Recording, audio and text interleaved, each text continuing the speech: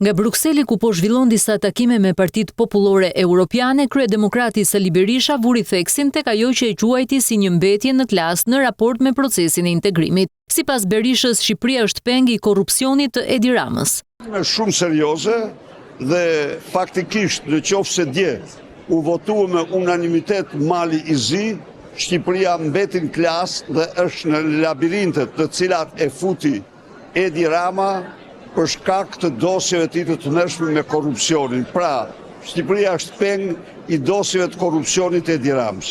Për kryedemokratin, kryeministri Rama nuk i dëgjon thirrjet nga Brukseli. Mendoj se Edi Rama nuk ndëgjon më thirrje nga Brukseli, por nga disa vendet më të prapametura të Afrikës.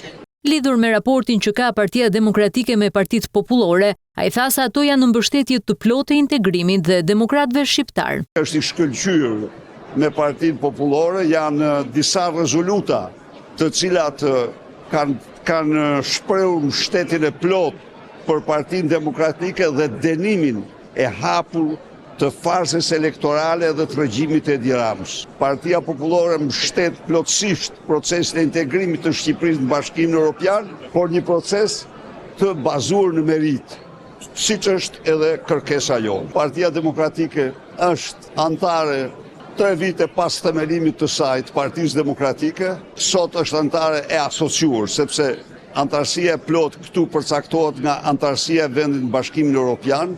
Krahas Berishës, takime në arenën ndërkombëtare po zhvillojnë dhe figura të tjera të larta të Partisë Demokratike, si kreu i grupit parlamentar Gazmend Bardhi, kryetaria e Komisionit të Medias dhe të Drejtave të Njeriut, Jorida Tabaku, si dhe shefi i organizimit Klevis Balliu.